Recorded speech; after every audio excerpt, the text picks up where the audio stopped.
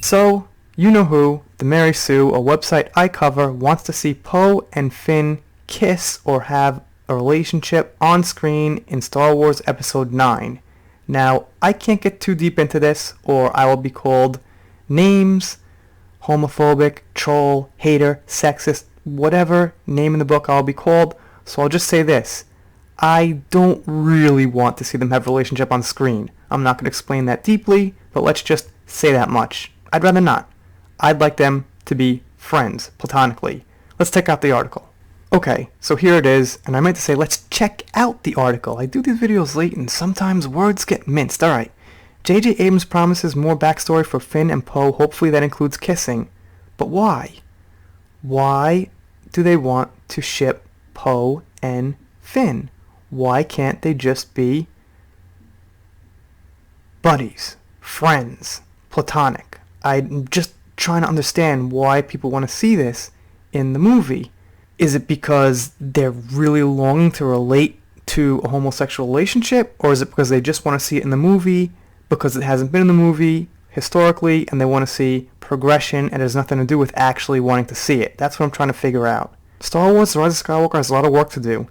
And one of the things that director J.J. Abrams is putting on the table is an exploration of backstories, Finn's past, Poe's past, and some of the new characters that will play a role in the story. How long is this movie supposed to be again? The director explained during an interview with Vanity Fair that this installment in the Star Wars saga, the final one dealing with the Skywalker family, will need to feel like a conclusion with answers. Finn's history is part of the story on this one, and it was alluded to in Episode 7, but there's a bit more light shed on that in this one. I would say that each of the characters get more light shed on their histories. I'm not saying we get full, exhaustive downloads on all their childhoods and every major step that got them where they are, but there are a lot of questions about Finn's past, about Poe's past, obviously, Rey and Kylo, and then some of the new characters we met.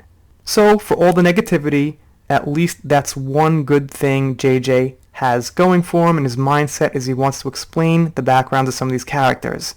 Now, unfortunately, I think it might be a little weird because we're starting from part 3 working backwards. And that's one of the things that I'm kind of nervous about for this movie that will make it kind of awkward and confusing. I heard in a rumor is that we're working backwards with certain things. Alright, let's go back to this article. Getting slightly off track, but it's kind of important, I think, to touch on that. Abrams, who co-wrote the script with Argo writer Chris Terrio, continued to say, "We went into this movie very much in the mindset that this has to be conclusive. It has to. You have to get some answers. You have to learn some things." Wow. Genius. So, J.J. Abrams knows that Rian Johnson really left everything off the table. He answered nothing. So, yeah, common sense says you have to answer the questions in The Rise of Skywalker to have some kind of satisfaction, cure some curiosity for the fans who still care to know, or for the fans out of morbid curiosity who just want to know what you come up with.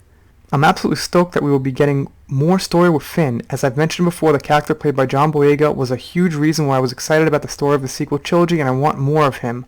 I don't so much think it's necessary to get more into his backstory. I mean, how much backstory did we have on Leia and Han until a lot of books later? But I think the films have failed to make him and Poe feel essential to the Star Wars universe, and that would be great to rectify. Yeah, no shit. That's one of the major complaints within the Disney trilogy is that they didn't even get their own characters right, especially Finn. So they say here, or she says here, the writer of the article, that the OT got it right with the characterization for the most part, and the Disney trilogy didn't. We all knew that. Then she gets on to the shipping. Plus, let's be real, what people really want as well is for them to make Finn Poe happen, as Finn Rey, Finn Poe shipper, as long as Finn ends up with one of the two characters he actually has chemistry and history with, well, it'll be a win for sure. I think she means, well, it'll be a win for sure. There's always some kind of mistake in these articles. Will it'll be a win for sure. That's why I mess up reading these sometimes, because there are mistakes. It's not my fault. Sometimes it's my fault, but a lot of times it's their fault, and this time it's their fault. One of the biggest issues I had with The Last Jedi was that Finn was separated from the two people who love him and played a big role in his character journey in The Force Awakens, so let's make sure the Space Gang gets to be together as this final saga comes to a close. Some tweet from John Boyega. He's tweeting a lot. Whatever. Here we see them on set holding hands. I guess that's what inspired this woman to write this article. Let's read a comment or two just for the hell of it. I never do. I'm incredibly nervous how they're going to explain how Palpatine is back. And I am too. Presumably tie in the namesake of the film, answer a bunch of questions concerning Rey, Kylo, Finn, Poe, and the current trilogy characters, do justice by Carrie Fisher and Billy Dee Williams, and tell a meaningful conclusion to the Skywalker saga without closing the door on Star Wars in general. Yeah, that's a good comment to read first. I mean, look at how much they have to do in this movie. Close questions about Rey, Kylo, Finn, Poe, and the current trilogy characters, Luke, Leia, I'd even say the droids and Chewie and Lando, and then have a meaningful conclusion, plus Palpatine. Man, it really doesn't seem like it could be done. Dean says, I'm expecting that Palpatine will show up either as some kind of Force ghost or as a vision or hallucination when someone, Rey, probably has to face her own dark side. Well, I think we got to confirm that he's actually coming back in the flesh. And this is 10 hours ago, too. This isn't like a couple of months ago speculating. And to be honest, this article's a little bit of clickbait, because they didn't really talk too much about the shipping. They talked about the movie in general. And I'm just trying to figure out, you guys maybe help me, why people want to see Finn and Poe shipped, especially if they're not gay. If you're gay and you want to sit there with your partner and see it, I understand that. That's cool. Maybe I can't relate, but maybe that's missing in entertainment for you, because there just really is no gay couples in like mainstream movies. But if you're not gay, why are you pushing for it so hard? That's what I'm kind of curious about. Because as someone who's actually not gay, like, yeah, God bless, I hope you guys enjoy the movies, but I'm not wanting it, like, because it should be there. That's what I find strange, if that makes sense. I'm sure someone's going to dislike for that, but okay, these kind of topics always get like a bunch of dislikes anyway, so whatever. Alright, let's do a shout out. Shout out to Flintlock Ivory. He's been giving me some good support for quite a while, and on Twitter, thank you very much. And he's an artist, and maybe you'll see his art someday. I don't know, he hasn't sent me anything.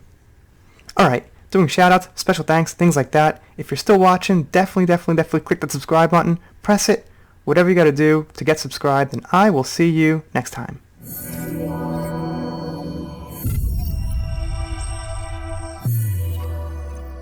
If you are not subscribed to this channel, The Entertainment Hacker, what are you waiting for? Smash that subscribe button now.